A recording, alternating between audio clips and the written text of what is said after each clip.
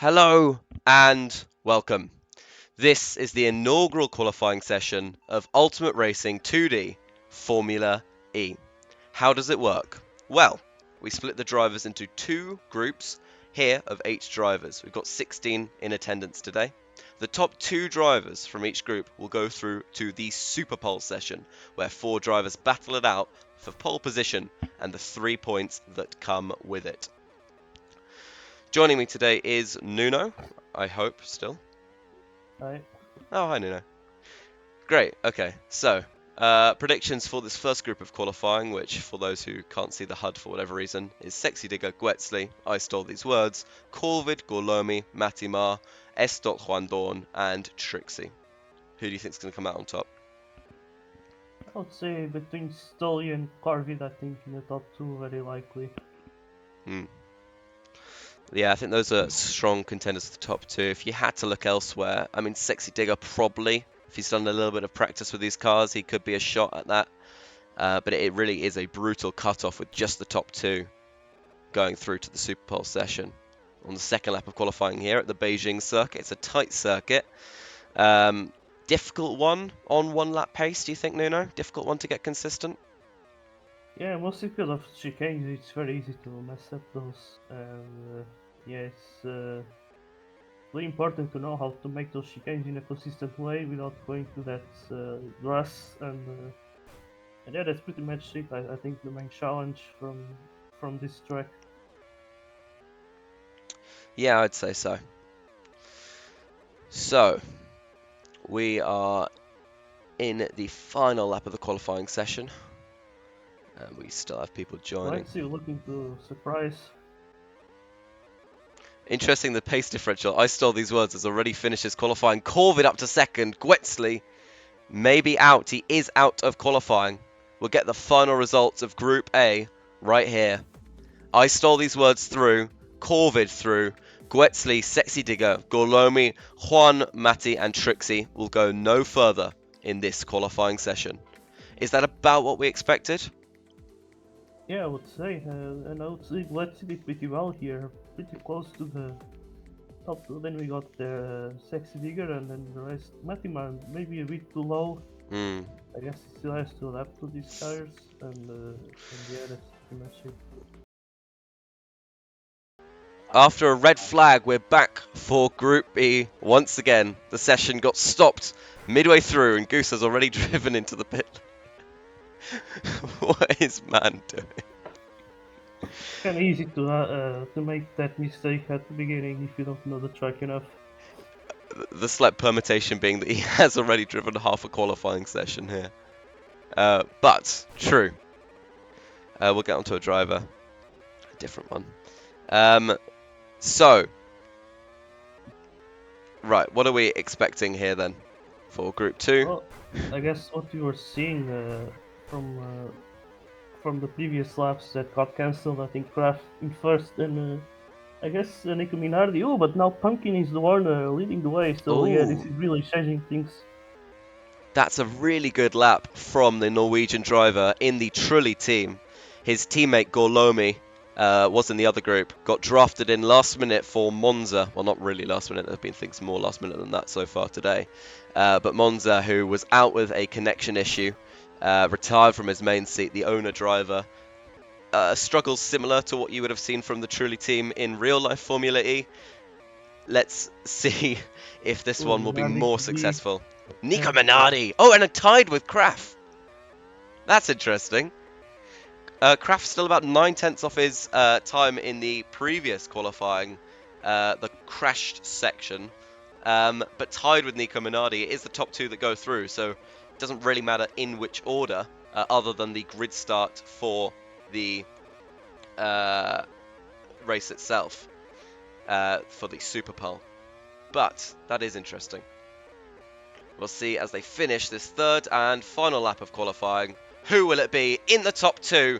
Is it going to be Kraft and Nico Minardi? Still, we've only had 3 drivers finish their final lap, and it looks like it will be Kraft and Nico Minardi, barring a very late improvement from one of these drivers, and it will.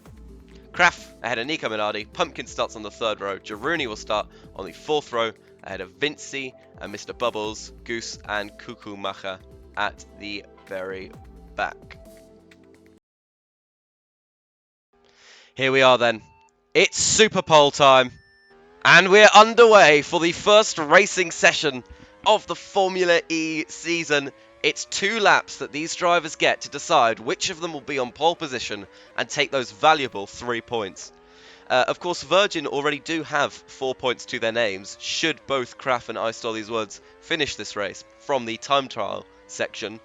Nico Minardi also with 2 points to his name, and Audi's name as well. Corvid did not score points in time trial, but it is our top 4 from time trial who have been our top 4 in qualifying and will start top 4 in the race, permitting any grid drops or anything like that. I Stole These Words absolutely flying out in the lead for Superpole. Corvid looking to catch him. Can Minardi nick that 3rd place? Start ahead of Kraft on the 2nd row of the grid. We're halfway through this 2nd lap here in Superpole.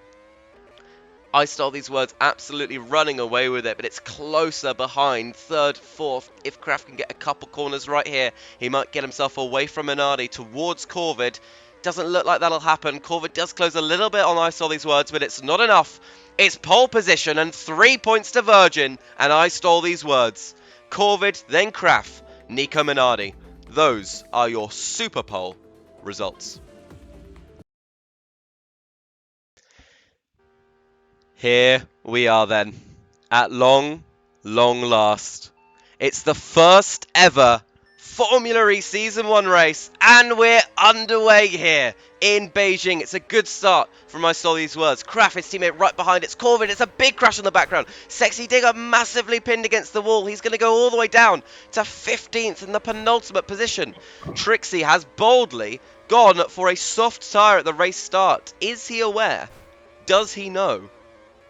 Probably not. I Stole These Words leads by a 2nd already over his teammate Kraft, nearly as dominant a lead as he held during the Super Pole, where he took 3 points for himself and the Virgin team. Gwetzley, Pumpkin, Matty. Go on, what was that?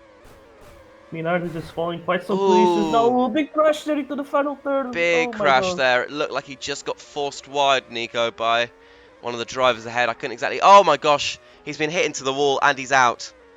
Nico Minardi is our first retirement here on lap 2, and you can't blame him for that. That was a terrible, terrible string of accidents into the wall.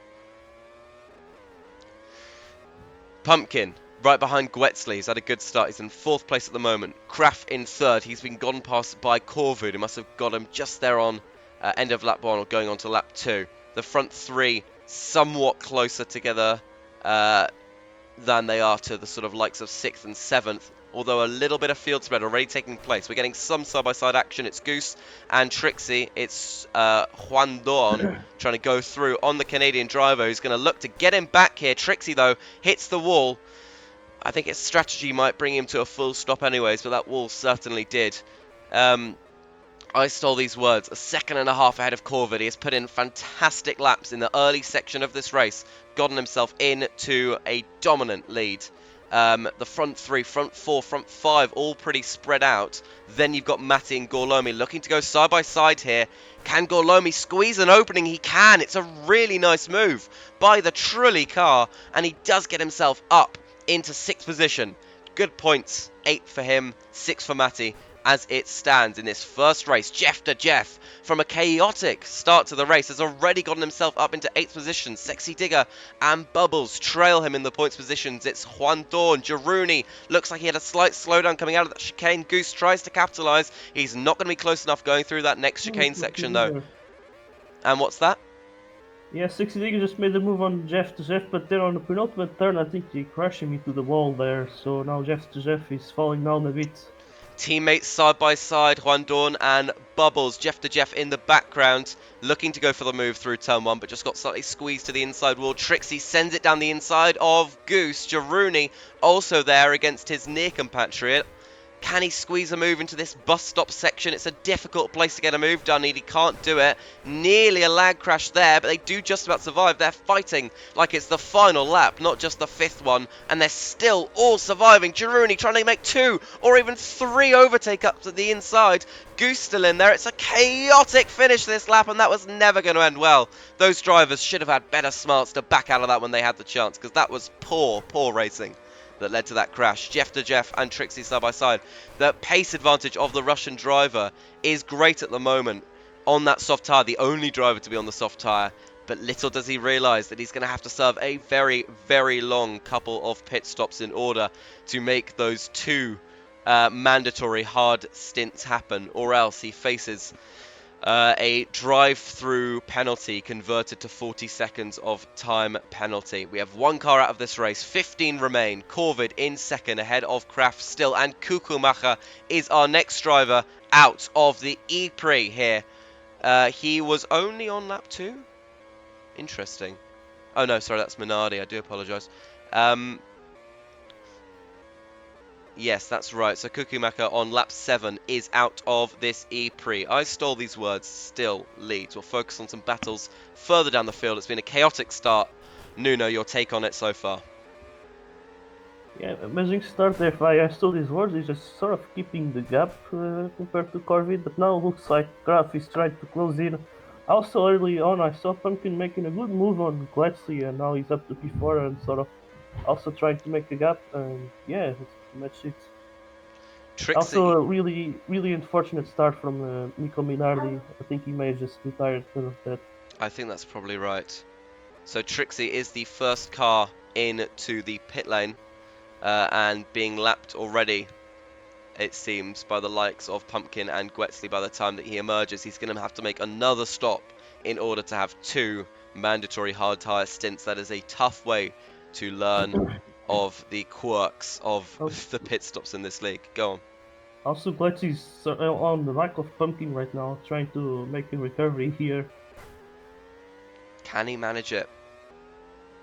It's been a decent start from both of these drivers, definitely looking at some pretty major points if they can hold on to these positions. Gwetzley looking to the outside at turn 1.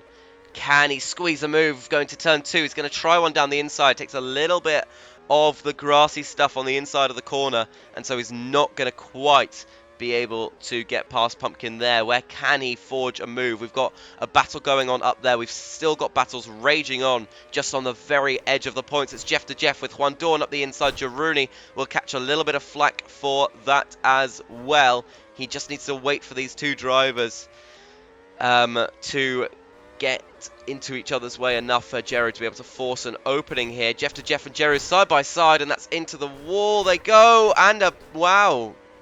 Oh, Lag rocket here. Christ! It just That, they just drove straight through that chicane like it was not there. Jeff to Jeff hard into the wall on the bridge though, and he does lose that position to Juan Dorn in the end. Of course, the race results here will not be the final race results. Penalties can and will be awarded after the race for poor driving. Nuno, go for it. Yeah, once again, Jeff to Jeff gets completely killed on that turn. Last time that happened, I think it was with Matti, I believe, where he then lost 2 positions to the Renault drivers. And yeah, once again, that happens to him. And now Gironi very crucially got past those 2 drivers, and now he can set his eyes on Matti if he can still catch him, although Matti's quite far ahead. It looked like he was going to have a difficult time getting past that pair, Jerry, but he has managed it now. Blitzing to the pits, I think he wants to undercut Pumpkin. Lots of drivers in. Gwetzley's in, Girouni's in, Jeff to Jeff is in. Bubbles is in, Corvid is in. He and I saw these words has stayed out. He's actually, and I think this is a good strategy, built up that gap enough that he won't be that much risk of an undercut, and so he knows that he can extend a lap or 2 on those tyres and not have to worry about Corvid having a fresher set able to catch him if Corvid pulled the overcut. So all interesting strategy there. Trixie has done quite nicely with his undercut and gotten himself up into 11th place. That's ahead of Girouni now because of his fast start on soft and his undercut, but he does need another pit stop or he faces a very, very heavy penalty. So Interesting to see that. I saw these words now into the pit lane. We'll watch Corvid as he goes around. The gap was about 4 seconds as Corvid came into the lane. It looks like he's right on the pit exit here. It looks like Corvid's been held back a little bit because that gap is definitely going to be bigger than the 4 seconds that it previously was. In fact, I stole these words with a pretty incredible stop. Is 7 seconds clear of Corvid in second place. There must have been something, maybe between Corvid and Kraft, that we just didn't quite spot, or maybe just a slower line through the pit lane. That is possible, and it can lose you a good chunk of time. Now that they've fully come out of it, it is about 7 seconds. That's only 2 or 3 different from what it was standing at just before they came in. Nonetheless, a big gap to be overturned. That is what you'd normally call a pit stop gap. That is far less than it, but still pretty big. Juan Dawn is into the pit lane. He is in 9th position. He comes out. Jaruni, oh, he's not quite followed the race director's instructions there of sticking to the inside, coming out of the pit lane. Luckily, no damage caused by that, but that very much could be worth a warning or penalty. Jeff to Jeff, Bubbles, all in tow. This is just over those final couple points. This could be absolutely huge. Jeru tries to force his way up the inside of Trixie. He knows that that car, the Andretti that's been running in, well, let's say a higher power mode for the early part of the race, and will really suffer the consequences of that later on. It's unfortunate, but he's just not really competing against these drivers as much as he tries to battle them. Juan Dawn up the inside of Jaruni. Can't make it stick there, but it's a good effort from the Belgian on the Belarusian. Can he try and get a move as they go through the chicanes? He's not close enough to be in slipstream range. Meanwhile, Gwetsley with the slight undercut on Pumpkin. Pumpkin goes slightly slower through those corners. He does have the fresher tyres, but he's not broken clear of Gwetsley yet. As these two are battling, we'll do a full rundown of your grid. I saw these words in the lead of the E-Prix. He stopped, I believe, on lap 13. 12 for Corvid, 12 for Kraft, 12 for Pumpkin as well. Gwetsley stopped a lap earlier. Gorlomi stopped on lap 12, as did Sexy Digger, as did Matimar. Jaruni was a lap early. Trixie quite a lot earlier. What was that? Gletsy with an amazing move on Pumpkin. He sent it on the inside, but it was quite clean, I would say. And now Crucially is ahead of Pumpkin, and yeah, which is very crucial because he has older tires, so he really needs to make the move done now before his tires start to get really affected by tire wear. Should be a bit of a game of cat and mouse then. If you really look at it, Virgin do have 3 drivers in the top 4. Gwetsley, of course, in that Venturi car, racing independently, but is a contracted Virgin reserve driver.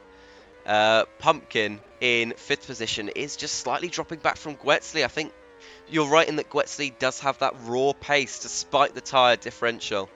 That's going to cost him. Trixie, meanwhile, has just come out for that second stop, and now the mission is really on. He's taken a stop more than any other driver in this race, and he'll have to try and salvage any position that he can. If he can make up the 17 seconds on Goose, well, kudos to him.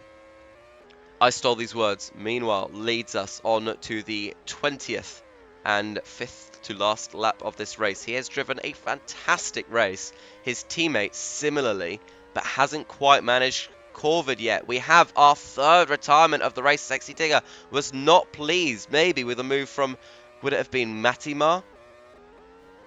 Someone in that general area.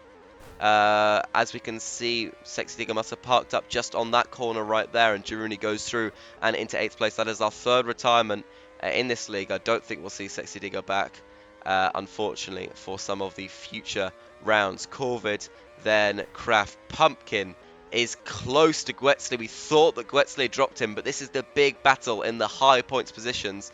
Gwetsley does have that lap older tyres, and when a lap is over half a minute, that can really make a difference in these cars with their slow acceleration that gets ever slower as the tyres are more and more worn out. Pumpkin has an opportunity here as we head on to lap 21 with these drivers. I saw these words is well the way around the lap already, just to make a move, but he's dropped back a little bit again coming out of turn 2. He's not quite up there.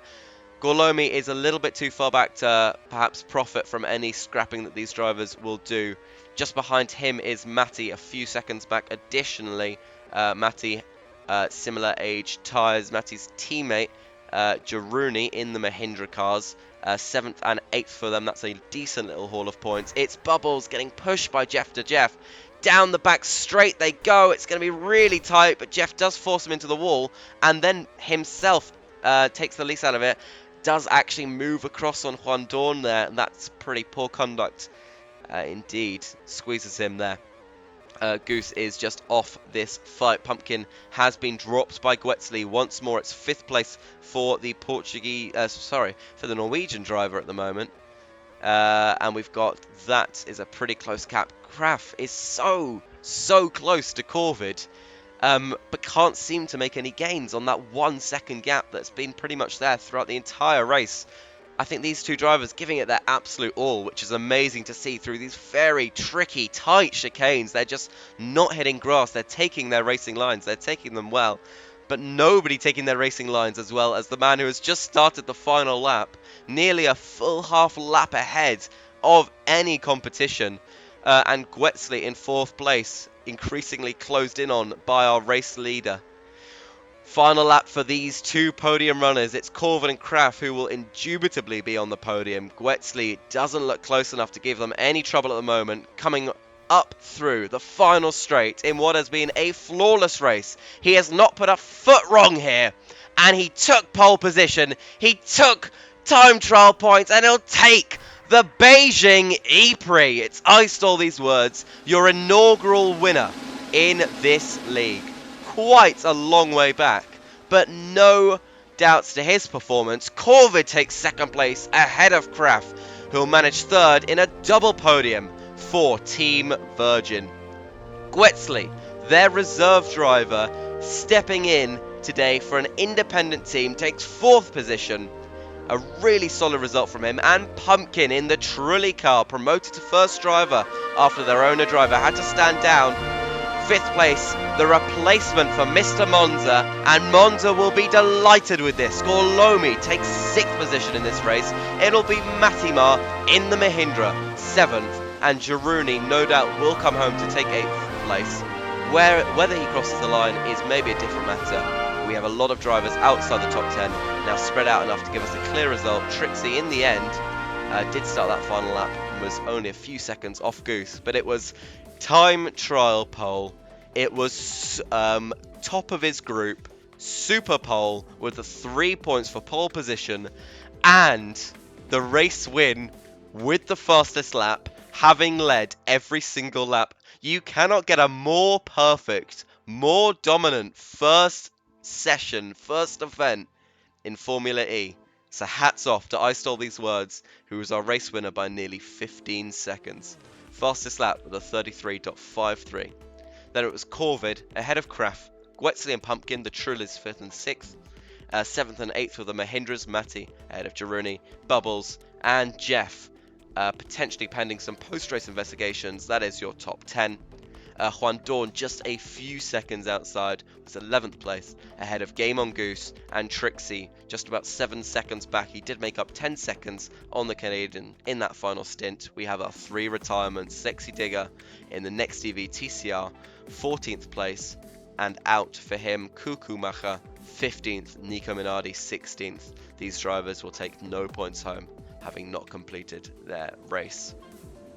Nico Minardi, I believe, will also not take home his time trial points for not having finished the race, meaning that it is Corvid who will take that final point and a Virgin 1-2 in the time trial leaderboards. Interesting to see. Right, that's enough chatting from me. Nuno, I would love your analysis on that one.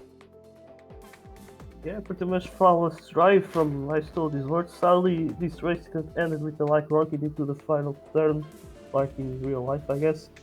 But yeah, Corvid and Kraft couldn't do nothing. Kraft really close there to Corvid, but in the end, just not close enough. Also, I like that battle between Wets and Pumpkin. There were quite two great moves that they both managed to pull on each other around the same place, I think, and they were quite clean moves, at least for myself from the spec view. And yeah, it was an interesting race, quite some big gaps. I guess that would be normal with this type of car, but yeah, it should be interesting to see more of this league in the future.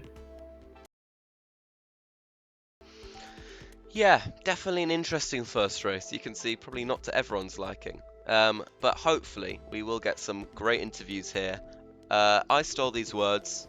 It was top of time trial, top of the group, top of Super Pole, top of the grid order, top of the timing sheets for fastest lap, and the race win for you. How did that one feel?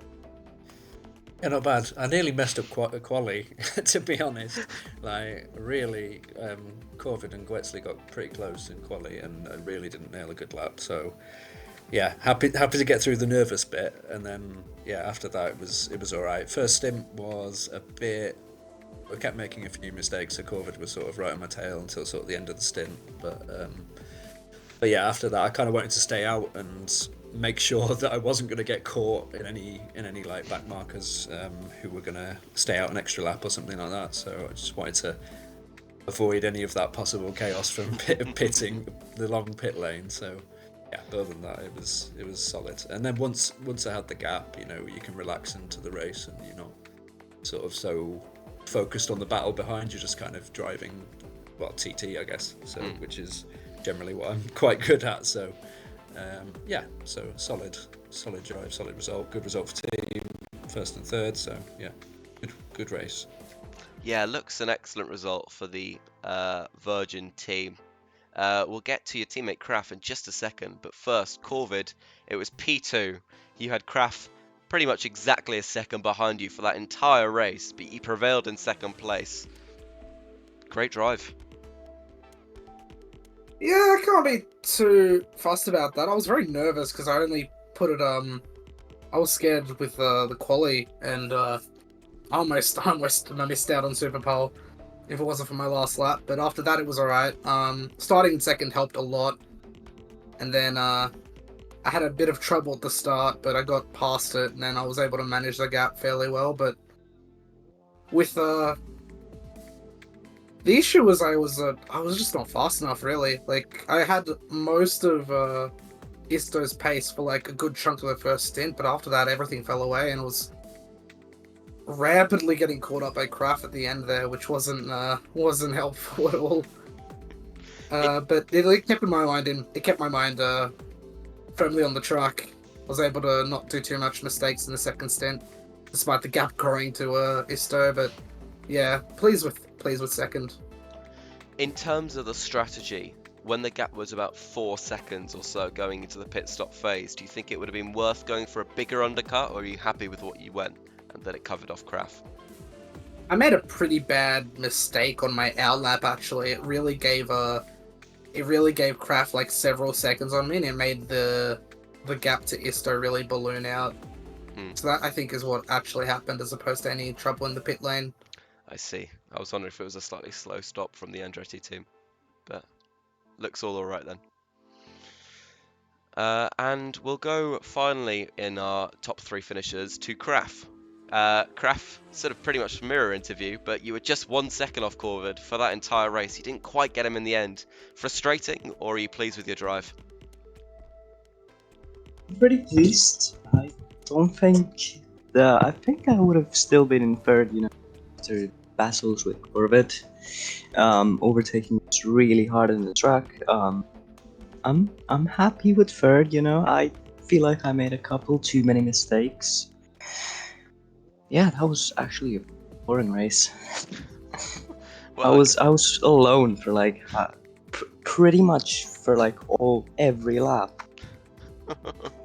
I guess probably better that than being sent into the walls, but Yeah. you do have my sympathy, yeah.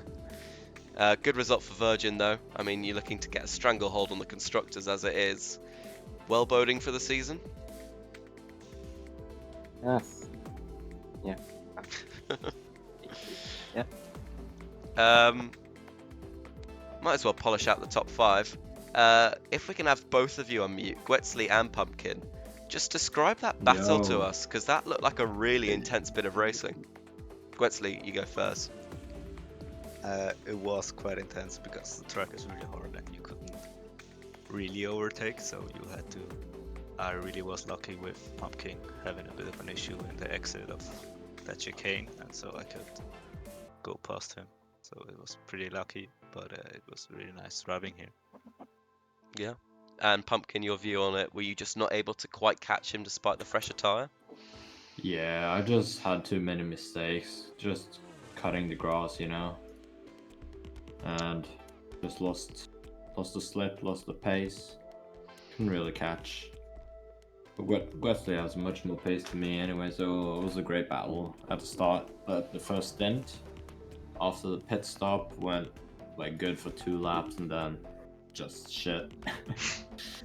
Fair enough. Well, That was fun. looked a great fight between you two, and from what I heard, well kept clean. So really good to see that. That will be all for the inaugural Formula E Ultimate Racing 2D 14-15 season. It's been an interesting first event.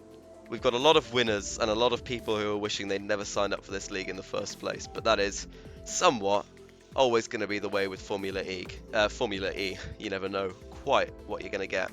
We'll be back next week for the Malay E-Prix at the Putrajaya circuit, which we did our pre-season testing at. So, a favourite of many drivers, and it should be perhaps less chaotic than this one, although you never know with certain hairpins and chicanes looking to keep you on your toes at every bend.